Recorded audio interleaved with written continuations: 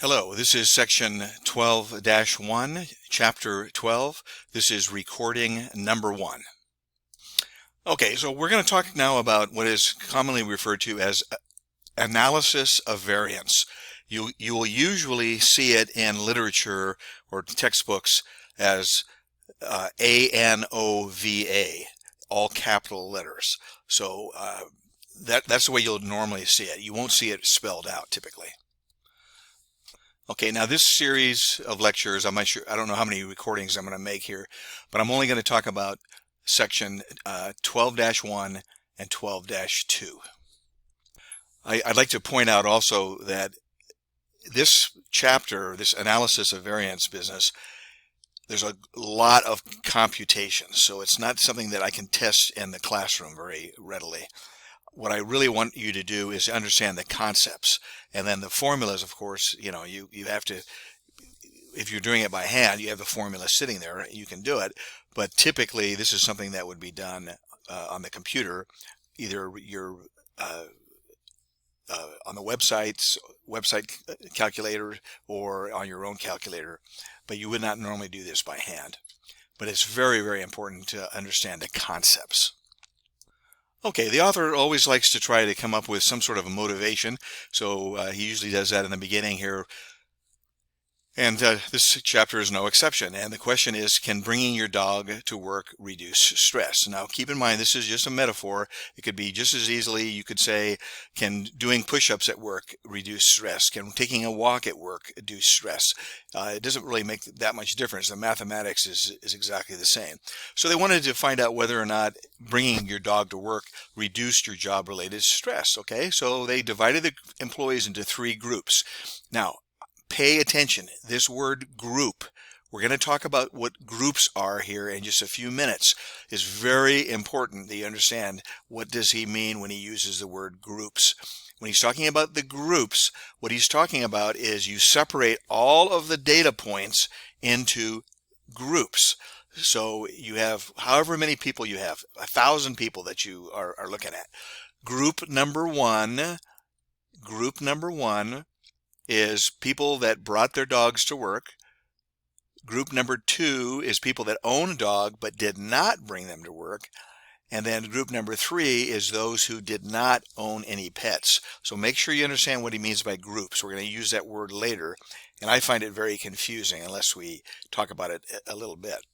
Okay, so then they do a measurement of a stress hormone, and then they, figure out they figure out some way to measure or gauge. This word gauge means to measure the stress levels of the 3 groups. Then what they do is they compare the average levels of cortisol, which is the stress hormone, and the stress survey results of the 3 groups. Since there's 3 groups, the statistical methods that we've been doing so far really cannot be used, right? Because we have a X-bar of the first group, we have an X-bar of the second group, we have an X-bar of the third group. So what are we going to do? Okay, so this chapter is going to show us how to compare 3 or more X-bars. How do we compare 3 or more of these means? Okay, and then what he always does is at the end here, he's going to talk about how would you do it at the end of the chapter for this particular problem. Okay, so here's the introduction. We're going to use the F test. Now, the F test is something that we used before. We used that before to compare 2 variances. We did that in chapter 9. Okay, so we used the F test to compare variances in chapter 9. Now we're going to use the F test to compare 3 or more means. So let me see if I can try to explain what's going on here. The F test, or the F distribution, is a probability distribution. It turns out that it can be used to calculate all kinds of things, including the likelihood or the probability of 2 variances being different. It can be used to calculate the probability or the likelihood of means being different. So it's a perfectly appropriate way of dealing with hypothesis testing. So let me bounce back there just one second. Okay, I'm showing you here, this is from the textbook. This is actually edition number 9. So the page numbers will be off a little bit, but it's basically the same material. So here's the F test when we were talking previously about checking out variances. And I hope you remember this, that the larger variance was always on top, the smaller variance is on the bottom. You come up with this F test value. You do the normal thing that you always do with that test value. You compare it to the critical values and you make your decision. Okay, so that's something we did before in chapter 9 using the F test or the F statistic, the F probability distribution. Different authors will call it different things, but the idea is that it's a distribution. The F distribution or the F test can be used for a variety of things. Okay, so now we got to read this carefully. I'm sorry to read to you. I don't want to be insulting, but I just think this is a very important introduction here. Okay. So we're going to compare, what we're going to do now is we're going to compare 3 or more means. So you have 3 means, 4 means, 5 means, 10 means, however many means you have, you can compare all of these means essentially simultaneously. Once you do the calculation, you're comparing all of them, okay? Let's see here. It can also be used to test claims involving 3 or more means. That's the claims business. That's where you say, well, I think the mean is greater than 100. I think the mean is less than 50. Whatever you're doing, okay? So you can use it to test those claims, okay? So you can either compare or you can test claims, okay? All right. It talks about using it to test the equality as well. Okay, so here's an example here. Okay, so his example is he wants to see whether the means of the time it takes 3 groups of students to solve a computer problem and using these 3 different languages. He wants to see, is there a difference, a statistically significant difference between the 3 groups of students.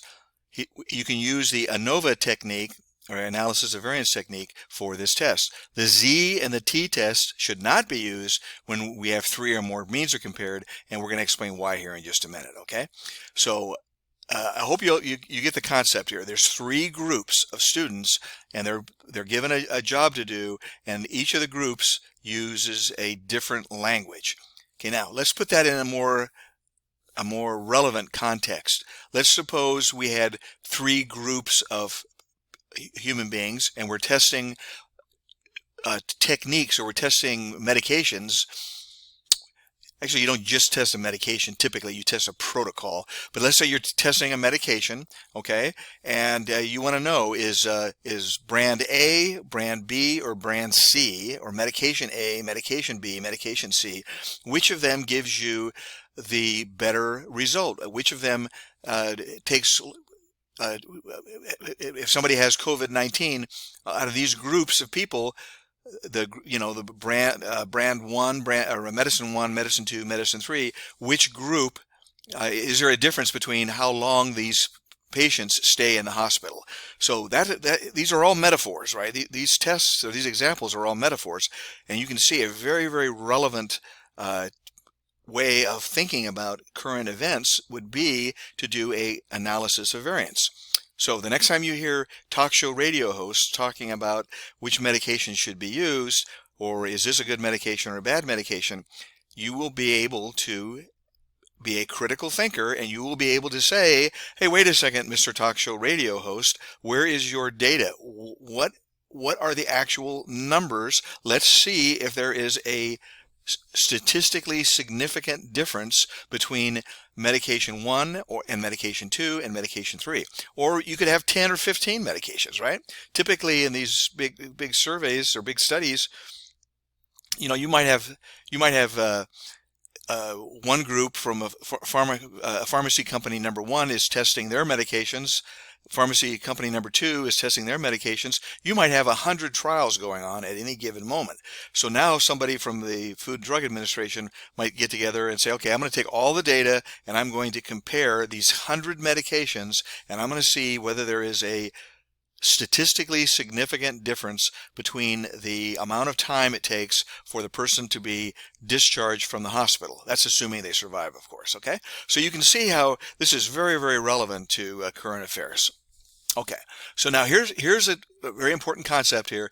For these three groups, or the 100 groups, doesn't matter. Okay, remember, groups is the medicine A, medicine B, medicine C, or medicine 1, medicine 2, medicine 3.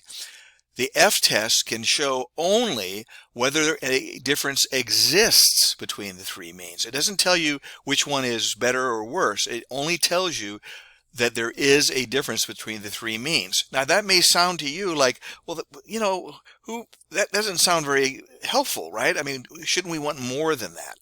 Well, let me try to justify this. Again, if I can use current events, suppose you have 100 tests, 100 clinical trials going on out there, okay? Ultimately, what you would really like to be able to do is compare all of the different medications one against the other, but you don't have the resources and you don't have the time to do this. You're in a big rush to get something out the door. So what you do is you pull together all of the tests, for 10, 15, 20 medications. You compare the means, and most of the time there's not going to be a significant difference. Most of the time there's just, nature takes its course, and it's just not going to be a big deal difference. So just knowing that there is no statistically significant difference between these 10 or 15 or 20 medications, that is a big deal. It is important to know that. So I hope I've justified why we do analysis of variance. Okay, the analysis of variance is used to compare the three or more means. We call it a one-way analysis of variance if there's a single independent variable. So the single independent variable might be the variable is a type of computer language used. So these kids, they were all given the assignment. The only thing that changed between them was the language that they used. Okay, that's the only thing that changed. Okay. Here's another example. You can also extend it where you have two variables. You can have it where the type of language it is used and the mathematical background of the students. That might be an example. I'm sorry, it might be an example of the two-way analysis of variance. And that's covered in section 12-3, and I may or may not do a video on that. We'll see. Okay, so that's about it for the introduction here. But now what I would like to do is just talk about something else. It's kind of like some notes that I want to discuss with you. I think is a good time to do it right now. Okay, I'm calling this a generic hypothesis test. I've mentioned this before. I don't think I've ever actually written it down. In a generic hypothesis test, and all of the tests that we do, there's something that we always do, and that is we compute a test value. Well, as the book says, the test value is the observed value from the data, subtract the expected value if the null hypothesis is true. So if you don't believe me, look at all the formulas, and the author talks about this. That is, a observed value, take away the expected value. And then on the bottom of the fraction is the so-called standard error. So the way I like to look at this is I say to myself, how surprised are you? In other words, you have a null hypothesis, and that's what you expect to have happen. You go out there and you get a bunch of data. You gather the data and you get the observed value, whether it's X bar or whatever it happens to be. So let's just take X bar. So it's you gather the data, you get an X bar, you subtract the expected value, you get a number on top. It can be positive or negative. You divide by the standard error, and that gives you your test value. So the way I look at this, kind of like hypothesis testing for dummies, is how surprised are you? How surprised are you by what you observed from your test data? And then in the denominator, you have the yardstick. Now, I've used this metaphor previously. If I ask you how wide is this room, and you just gave me a number, that number wouldn't mean anything unless you told me what the yardstick is. Are you talking centimeters? Are you talking meters? Are you talking about miles? Are you talking about feet? Whatever, okay? So you got to have some sort of a yardstick. Well, the yardstick is the standard error, and we've seen, depending upon what we're testing, we've seen different things in here for the standard error, okay? But that's what we're always doing, is how surprised are you over some yardstick That gives you, in some sort of units, that gives you the test value.